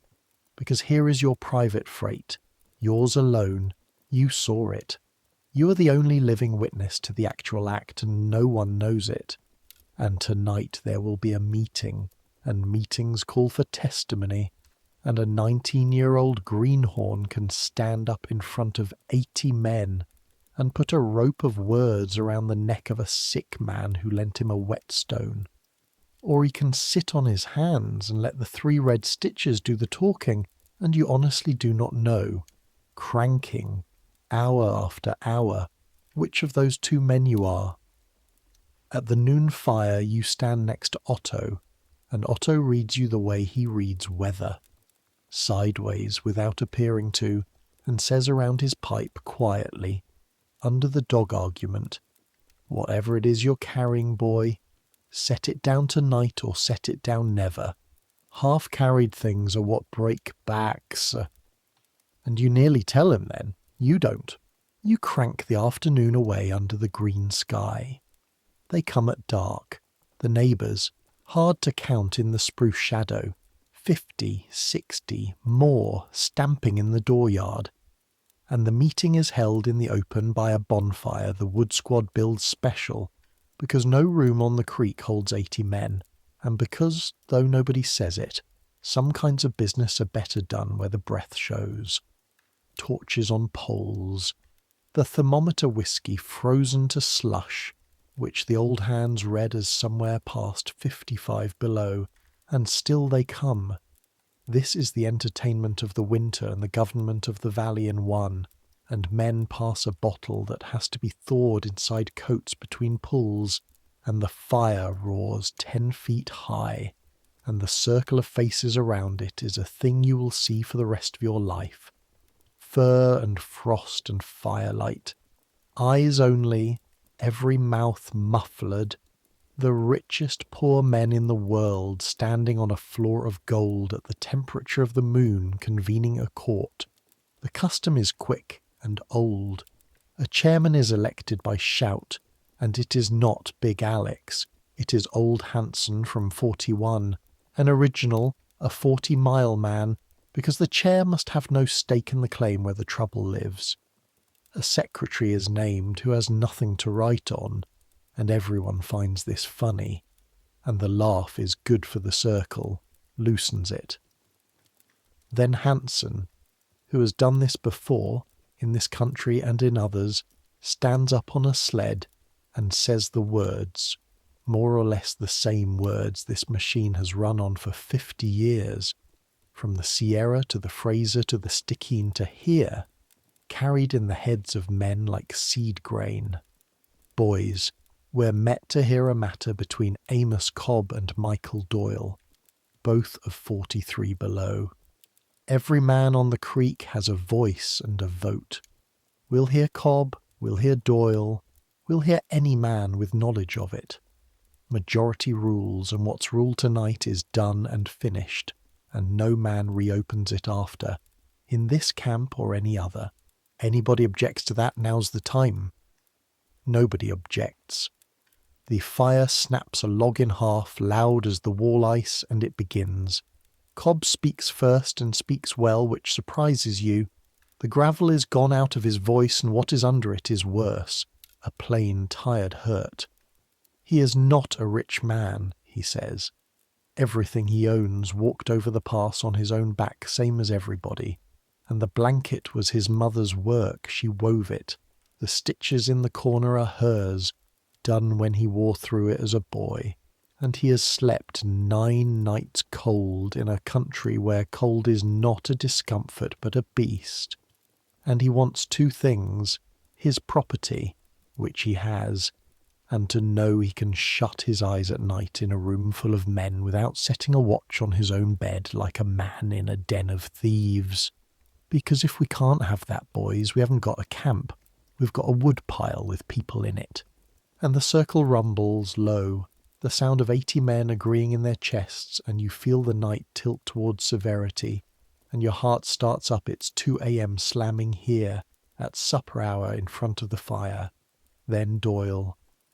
He comes into the firelight slow, and the cough takes him halfway, and the circle waits it out in a silence that is almost courtesy, and when he straightens up he keeps his hands out of his pockets, old etiquette, hands where the meeting can see them, and he says his piece in under a minute, and it is the minute that will divide the creek for the rest of the winter. He does not deny. He does not weep. He says, I've mined 22 years. Butte, the Coeur d'Alene, Caribou. I never in my life took a thing that wasn't mine before the night I took Cobb's blanket. And I'll tell you the whole of why. And it's no defence, it's just the size of it. I'm sick. You've all heard me at it. I sleep in the corner where the ice grows, and I came into this country light. 1 blanket, because 1 was all I could pack and still pack my grub. And I'd been 3 weeks lying up nights feeling the cold get into the middle of me and not leave by morning. And there come a night, boys, the 6th of December, I remember it, when I lay there and understood clear as print that I could die of 2 more months of them nights. Quiet, no fuss, the way Svensson died on 31 last winter, in his sleep, froze out from the inside. And 10 feet off was a spare blanket on the bunk of a man on night shift. And I lay there maybe an hour with my raisin on one side of me and that blanket on the other, and my reason lost. That's all of it. I shamed my trade and my name, and I'll take what the meeting gives, but I won't have any man here think it was done easy, or for meanness, or that I'd not have owned it at the first, asking if asking had come to me instead of the whole creek. Cobb, I'd have carried you out of a caved shaft on my back, and you know it. I was dying slower than you'd have noticed is all, and I got afraid in the dark like a child. That's my peace. And the silence after it is a different silence, and the night stops tilting and stands balanced, and old Hansen on the sled says the words that go through you like the door draft. Any man with knowledge of this matter. And here is the moment. Here is where you find out. The fire roars. 80 faces. Otto beside you looking at the flames. And what carries you forward, in the end, is not courage and is not conscience. It is something smaller and harder. It is Otto at the noon fire, half-carried things are what break backs, and it is the arithmetic you've been doing all day without admitting it. The meeting is balanced on a knife, and severe verdicts have happened on these creeks, are in living memory all around this fire. Men lashed, men banished onto the winter trail with a day's food, which for a man with Doyle's cough and Doyle's corner of the room sickness is a sentence with a politer name, and the only fact not yet in evidence is the one fact that argues mercy, and you are standing on it. So your hand goes up, and your voice comes out 2 sizes too young, and 80 fur hoods turn. You tell it plain, that you woke on the night of the 6th, that you saw the whole of it, start to finish, from 10 feet, that the man moved like a man doing the hardest work of his life, an hour a step. And then you say the thing you did not plan to say, that comes up out of you the way the gold comes up the shaft, from underneath, from the dark, already there. And I never spoke, boys, 9 days. So if the meeting's handing out judgments for what a man does at 2 in the morning when he's afraid, it can cut mine off the same bolt, because I lay there and watched and did the easy thing, same as him. Only difference is my easy thing didn't leave anybody cold. And you sit down onto a sled edge because your legs have voted independently, and the fire snaps, and somewhere across the circle one man laughs. Short. Not unkind. The laugh of a man hearing something true said badly, and old Hansen looks at you a long moment from the sled with his white eyebrows full of frost, and says, "The meeting thanks the witness," in a voice that has retired the matter of your character permanently in your favour, though you will not understand that until spring. The debate is short, and it is the debate of the whole winter in miniature, the hard line and the ledger line and the line underneath both. A man from 45 says camps die of soft verdicts, says it well, says everyone in this circle sleeps tonight on the strength of what gets decided by it. Big Alex, who has stake and therefore whose word lands heavy for being volunteered at all, says only, "The man's sick, the season's dark, and the blanket's home." I'd not load the winter trail with him. The winter trail is loaded enough. And then Belinda Mulrooney, who has come down from the Forks with the crowd because nothing on 2 Creeks happens without her hearing it same day, and who has, it turns out, standing in this circle of 80 men, precisely as much voice as she decides to have, says the sentence that ends it, in an Irish hard voice pitched to carry. "You'll not banish a man for being cold in December, gentlemen, or you'd best banish the country." And the laugh that goes around the fire is the sound of the knife-edge night falling over, at last, on the side of mercy. The verdict, moved, seconded, and carried with maybe a dozen hands against, Doyle keeps his place and his ration. Doyle moves his bunk from the ice corner to mid-wall, and the meeting, having no shame at all about small things, spends 5 full minutes reassigning 3 other men's bunks in consequence, 80 frozen men solemnly voting on furniture at 55 below, and this too is the Klondike, and don't let anyone tell you different. Doyle's wage stands docked 1 week, paid to Cobb at clean-up for his 9 cold nights, and the last term is Hansen's own, off the sled, in the old formula. The matter is closed, no man reopens it, in this camp or any camp, and any man who throws it in Doyle's face after tonight answers to a meeting himself. And it holds. That is the wonder you'll chew on for years. In warmer rooms, among softer institutions, it holds. Within a week the Creekers stop talking about it. Within a month Cobb and Doyle are partnered on a whipsaw without a word passing anyone's lips, and the winter closes over the whole affair like the river closing smooth, and you learn the deepest lore of the bunkhouse, deeper than the windlass signals, deeper than watching your partner's face. A room this small, in a cold this big, cannot afford memory. Forgiveness on the creeks is not a virtue, it is insulation. Men pack it into the walls with the moss, because everyone has felt the wind that gets in without it. Walking back inside afterward, in the file of men, under the green folding sky, Otto's hand lands once on your shoulder, weightless for such a hand, and he says nothing at all, and it is the largest compliment you've ever been paid. The solstice comes the next week, the bottom of the year, and on the shortest day the sun does not so much rise as leak, a red stain along the southern hills from 10:30 to 2:30, never showing its whole face. And the old-timers mark the day the way other countries mark New Year, because from here the light is coming back, a few minutes a day, and men actually count them, out loud, at supper. 3 more minutes today, boys. 4. The bunkhouse keeps the winter's books in minutes of daylight and inches of dump, and both columns grow, and this is how 7 months get survived.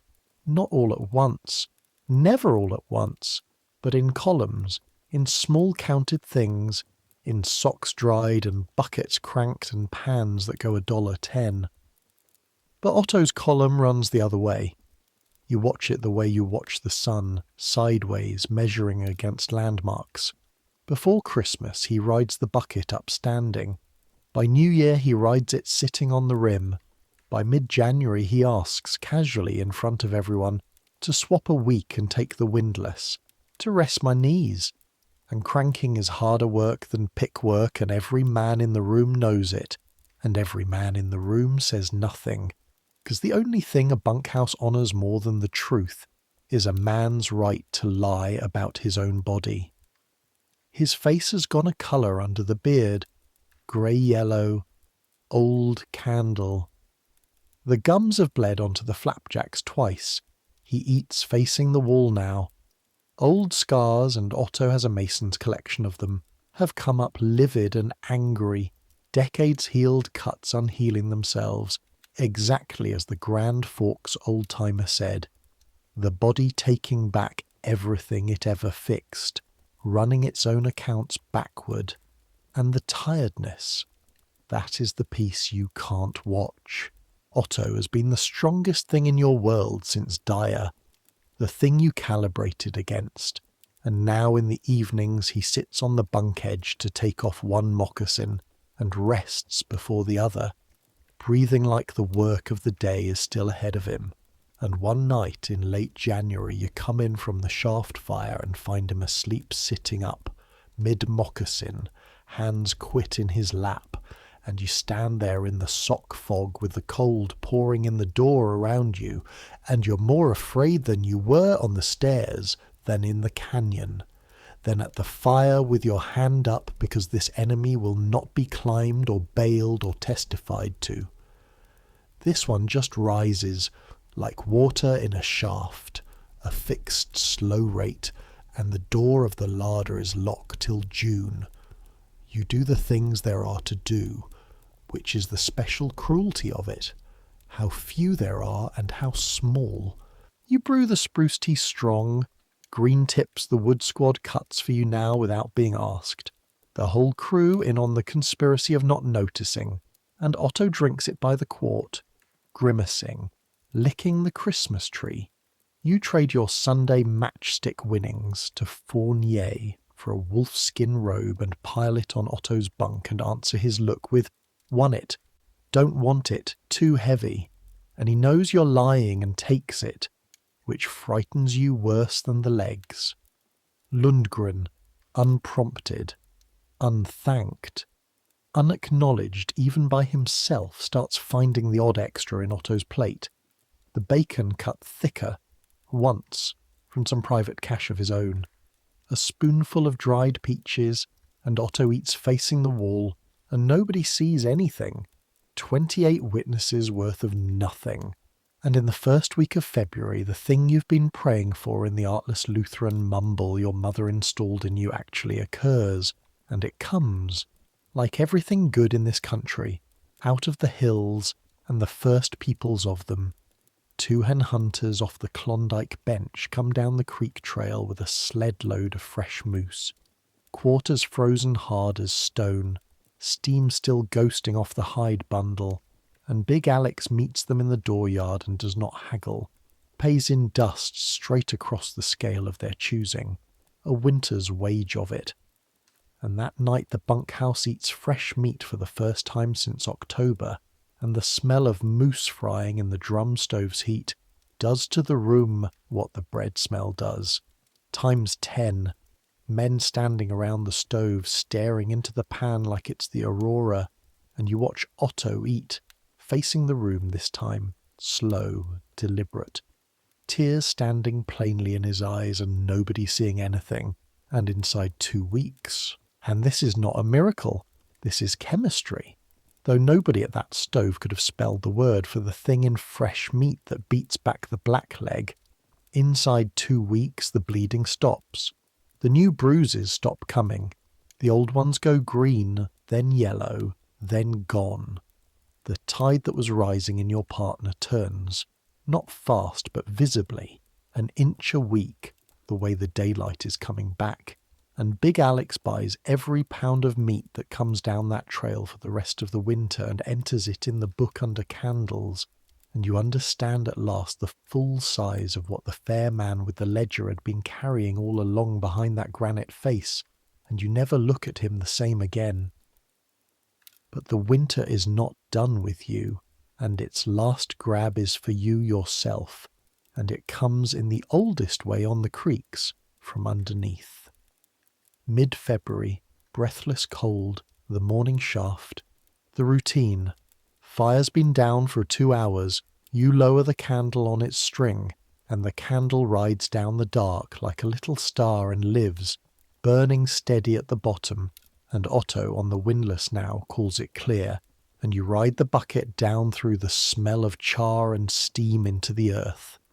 50 minutes later, you are filling the 3rd bucket, pick and scrape, the thawed muck black and greasy and steaming faintly around your moccasins, the shaft walls white furred with frost crystals big as moths that flare in your candlelight, 22 feet of hole with a dinner plate of green morning sky at the top of it, and you notice, in the unhurried way of a man noticing weather, that the candle in the wall niche has gone strange, long-flamed, lazy, bending, and you straighten up to look at it and the shaft tilts, all of it smoothly, like the scow healing in the canyon, and a ringing starts up far away that you understand dimly is inside your own head, and the last clear thought you have, and you will retell this in bunkhouses and barrooms and one day to grandchildren.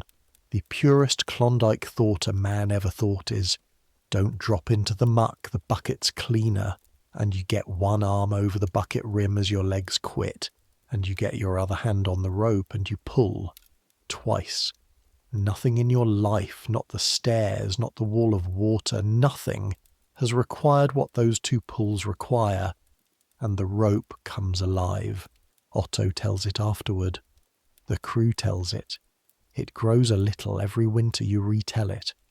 How the 2 jerks came up the rope wrong, feeble, like a fish that's done fighting, and how Otto, scurvy legs and all, took that crank and brought 180 pounds of boy and bucket up 22 feet against gravity in less time than it takes to tell, roaring for help on every turn, and how the crew came off the dump at a dead run, and how you came up over the shaft collar into the blessed murdering cold with your arm hooked in the bale like a drowned man over a spare, grey-faced, breathing in whoops, and Otto held you up against the windlass frame with both hands fisted in your coat, shaking you,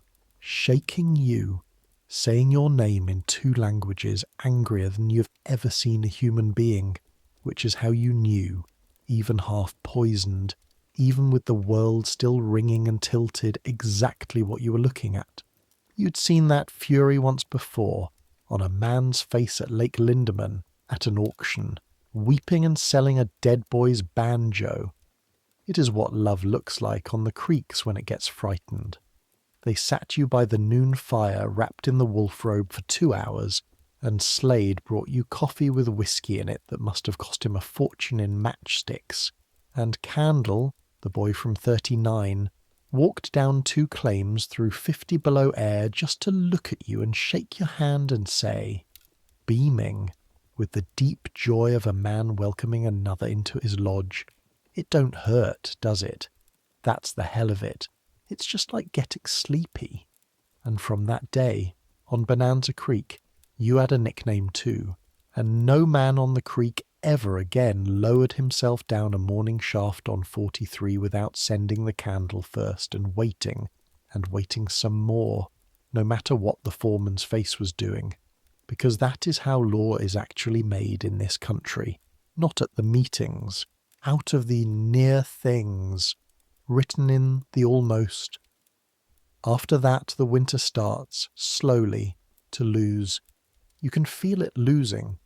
The daylight column in the bunkhouse ledger fattens 6 minutes a day now, 7, and by late February the sun clears the hills whole, its entire disk, for the first time since November, and work stops.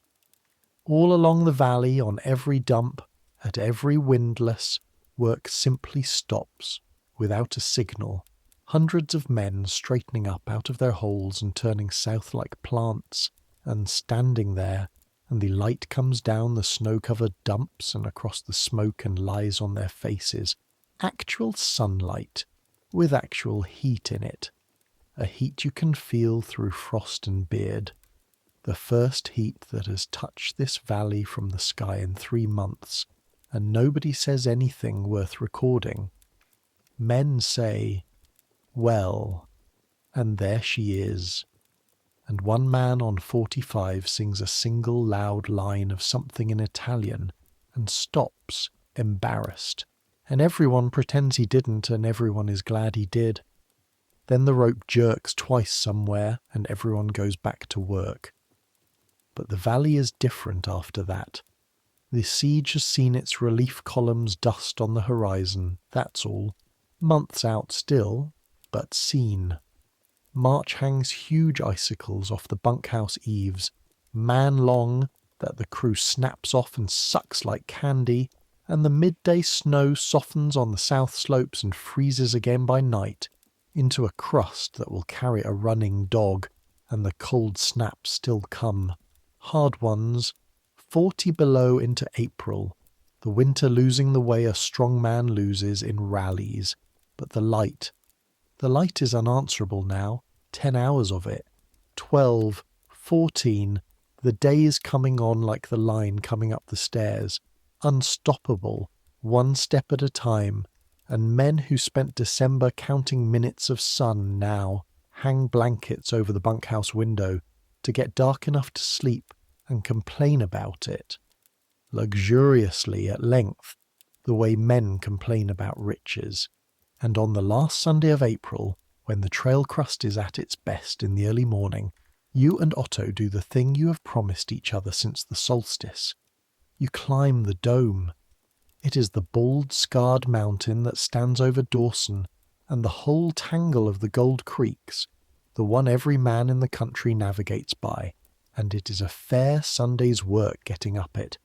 Hours of ridge walking on snowshoes and shed spruce slopes, and Otto sets the pace.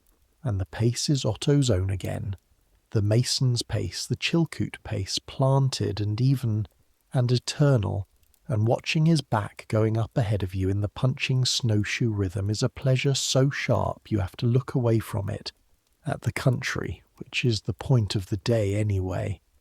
And from the top, the country. You come out on the summit into wind and a light so big it has no edges, and it is all below you at once, and you stand there with your snowshoes creaking and your eyes running from wind and other things, and you look. The Yukon first, still white, a mile-wide highway of jumbled ice coming up out of the southern haze and swinging past the toy town of Dawson at your feet, and going on north and north and north into ranges you have no names for toward the rim of the world. Men say from here on a clear midsummer midnight you can watch the sun touch the horizon and refuse to set, and eastward at your feet the creeks. Your creeks. Bonanza and El Dorado and all their little feeders seamed into the folded hills, and every claim on them marked, plain as print from up here, by its dumps and its smoke and its scatter of grey cabins, 500 feet at a time, and you find the forks and count downstream, and there, that far smudge, that particular grey freckle on the white, is 43 below, the bunkhouse, 20 by 24, the whole world of your winter, from up here about the size of the head of a nail. 28 men fit in that. Doyle's cough and Cobb's 3 red stitches and Lundgren's bread and the meeting fire and Otto's cellar full of dream carrots and your own 2 hardest rope pulls, all of it, in the head of a nail, in a fold of one hill, in a country of hills going out in every direction farther than sight, farther than rumour, and the size of it does not make the winter small. That is what you expected climbing, that the view would shrink it. It does the opposite. Every grey freckle on every white creek down there is another one, another 20 by 24 world packed with men and secrets and mercy and beans, hundreds of them, thousands of men, wintering in the folds of the hills like larvae in bark, and in June the whole vast white sheet below you is going to move and roar and run, and every one of those worlds is going to crack open at once, and whatever is in the dumps will finally come out, and whatever is in the men too. Otto stands beside you with his moustache thawing, and looks at it all for a long time, and knocks out his pipe against his palm, and says his whole philosophy of the panorama. Long way to carry flour. And you laugh until you sit down in the snow, and it isn't that funny, and you can't stop, and he hauls you up by the collar grinning, and you eat frozen bread and moose fat on the summit of the dome with your legs hanging over the biggest view either of you will ever see. 2 dots on a bald mountain. And if the winter has to have one picture in the years ahead, when people ask, this will be the one you reach past the hardships to give them. May breaks the winter's back. The snow goes off the south slopes in a week of loud water, every gully on every hill a creek. The trails turn to fudge and then to canals. The bunkhouse yard is a lake with a boardwalk, and the whole valley turns its face to the river and waits for the one event. The only event, the hinge of the entire year. Breakup. Ice pools have been running in every saloon in Dawson since March. Thousands of dollars riding on the day, hour, and minute the ice moves, judged by a wire from a flagpole frozen into the river. And on the 8th of May, in the afternoon, you are on the dump and you hear it come up the valley from 14 miles away. And no one who's heard it ever manages to describe it, and neither will you. A sound like artillery and freight trains and the world's largest door coming off its hinges, rolling on, and every man on the claim drops his tools, and Big Alex himself, ledger and all, runs, actually runs, and by the time you reach the bluffs the Yukon is moving. The whole white mile of it, plates of ice the size of the bunkhouse floor rearing and grinding over each other. Blue-green at the broken edges, whole trees riding by upright, and the noise is inside your chest, and men are pounding each other's backs along the bank for a mile, howling, some crying frankly and openly with their hats off, because this is not scenery. This is the door, the locked door of the whole starved, dark winter, swinging open before witnesses, and 11 days later, on a bright evening, the first boat comes around the bluff. A battered little steamer from upriver loaded to the guards, and the town that greets it makes the 4th of July look like a funeral. And there are eggs on it, real ones, and men pay what they pay, and no one is embarrassed anymore about weeping over food. That pretense died in the winter with several others, and Otto eats 4 raw potatoes one after another standing on the dock, like apples, tears on his face saying nothing, and his gums by then are pink as a boy's. But he eats them anyway, everyone, and you understand it is not chemistry now. It is a man settling accounts with the dark. And then, at last, the dumps give up their secret. Clean up. The sluices go together in a week of hammering all down the creek. Long ladder boxes of whipsawed lumber with riffles cross their floors, and the thawing creek is turned through them, and the winter's mountain of muck, your mountain, 40 buckets before sun-up times 140 mornings, goes into the water shovel by shovel, and the water does in seconds what the whole dark season could not, strips the gravel and the mud and the lies away and leaves, lodged behind the riffle bars, heavier than everything, heavier than anything, the plain yellow fact. On the 3rd morning, Big Alex halts the water and lifts the first riffles, and the crew crowds the box like men around a cradle, and there it is, packed in the black sand behind every bar, streaks and seams and blunt little knuckles of it, raw gold in the June sun, the first gold you have ever actually seen in quantity, and the strange thing, the thing you could not have predicted in September, is how quiet you feel. It is a very great deal of gold. The claim will clean up rich, richer than the syndicate's hopes.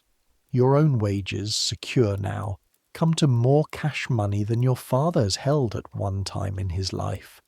Men whoop and horse around and heft the pokes, and you stand there in the sunshine and the mosquito hum with your sleeves rolled, and your ruined hands aching in the warmth, the way the old-timers promised they would, and what you feel, looking at the yellow streaks in the black sand, is not what the newspapers said you would feel. You did not come out of the winter loving gold more. Nobody did. You have watched men worth fortunes go bushed on the river road, and a sick man tried for a blanket, and a foreman launder mercy through a ledger, and Otto weep at potatoes, and you know now the way you know the windlass signals, in the hands below argument, what the yellow metal is and what it is not. It is a wage. The wealth was the wintering, the crew scatters the way crews do. Cobb goes downriver on the second boat, home to Tennessee and the woman with the needle. Doyle, cough gone with the warm weather, hires on at a claim on Dominion and shakes your hand in the dooryard with his split firewood grip, a moment longer than manners require. And neither of you says one word about 2 o'clock in the morning, in this camp or any camp, and that is the meeting's law, and it holds to this day.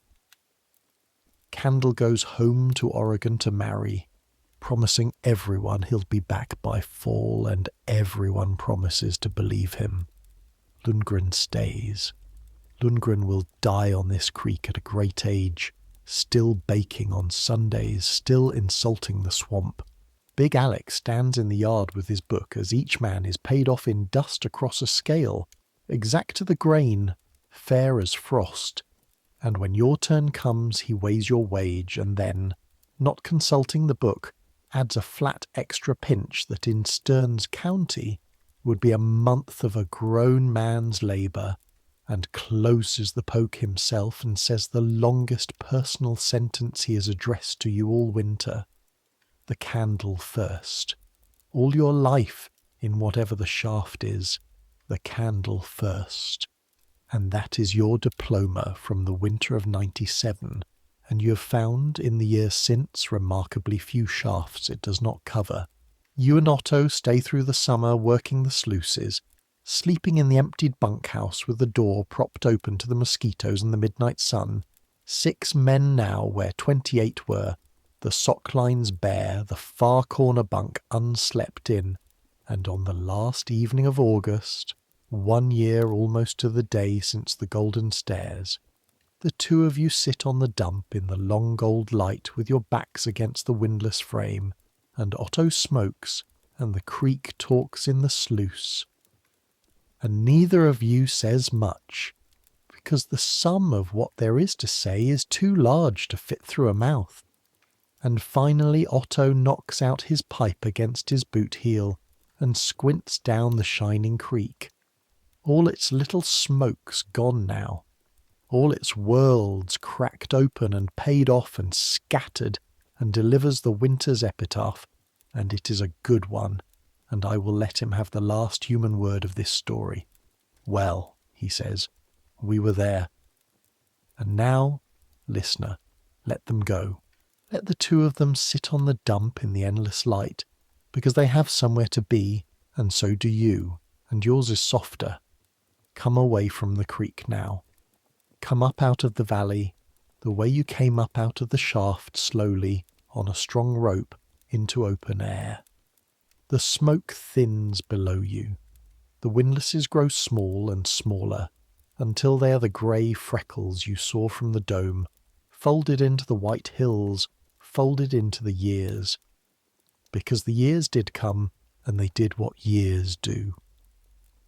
The rush broke like a wave the very next summer. Word of gold on the beaches of Nome ran through Dawson, like the fire ran down Front Street, and the same men who had climbed the stairs poured back down the river chasing it, and the tent cities emptied, and the grass came back at Sheep Camp, and the golden stairs melted every spring into a plain, steep snowfield where nothing shows at all.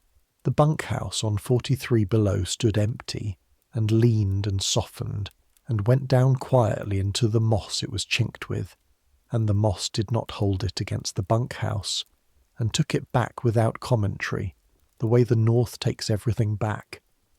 Machines came to the creeks eventually, great floating dredges that ate the whole valley floor and left it in windrows, chewing in one summer month through more gravel than all 28 of you moved in your whole burning winter. The dredges are gone now too. The valley is quiet. If you stand on the dome on a summer night, and people still do, you can watch the sun touch the northern horizon and refuse to set, exactly as it refused for them. But the winter you have just lived is still true. Every hour of it happened to thousands of men in hundreds of small rooms, and here is the part to carry down into sleep with you. Almost none of it was about gold. It was about a warm, dry sock at 5:30 in the morning. It was about watching your partner's face for white spots, hour after hour all winter, and him watching yours. It was about the smell of bread reaching men mending socks in the dark, and every one of them walking through that smell into his mother's kitchen and back, and no one seeing anything. It was about a room too small for memory that chose mercy because mercy is insulation, and packed it into the walls with the moss. They were cold, and they kept each other alive anyway, with thick-cut bacon and stolen minutes of daylight and verdicts of furniture, and that is the whole of it, and it is enough. It was always enough. And you, look at you.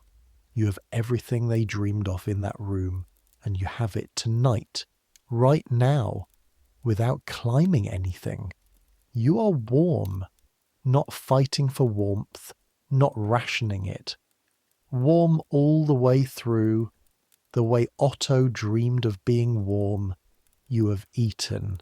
There are oranges within a mile of you, probably within 100 feet of you, and no one weeps over them, and that is not a small thing.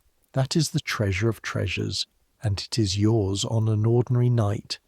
You have a bed with room in it, a blanket no one will ever need to steal, a roof that does not crack like rifle fire, a door that opens on no wall of white smoke. By the standards of the bunkhouse on 43 below, you are sleeping tonight in unimaginable wealth. You are rich enough, safe enough, warm enough. So let the day go now, the way the crew let the winter go. You've hauled your buckets, whatever your windlass was today, whatever came up out of the dark and had to be tipped onto the pile, it's on the pile now, and the pile keeps till morning. Everything keeps till morning. That was the deepest law of the winter, deeper than the meetings. The night is not for solving. The night is for the stove ticking, and the bodies breathing, and the long green fire folding and unfolding over the ridge, asking nothing of anyone. Let your hands uncurl. All winter their hands stayed half-closed around crank handles and axe hafts, and yours have been closed around the day. Open them. Let them lie empty. There is nothing to grip. Let your breath slow. You don't have to manage it. It won't freeze to anything. It can just go out and come in and go out, soft as the sluice water talking, soft as snow building on the windward side of things.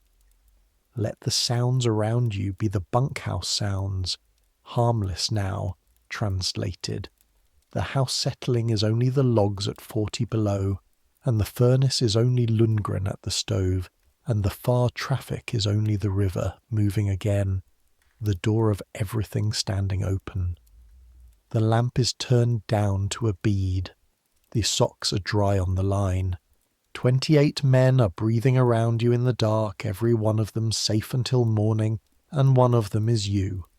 Tomorrow the light will come back, a few minutes more of it, the way it always does, one counted minute at a time, but that's tomorrow.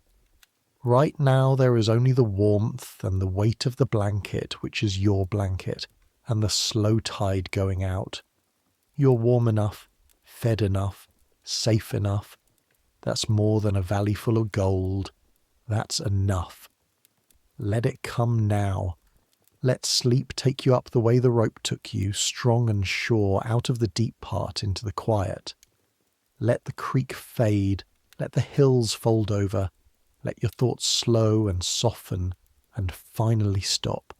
You've earned this rest. All the way down the years, somebody hauled and mended and wintered so a night like this could be ordinary.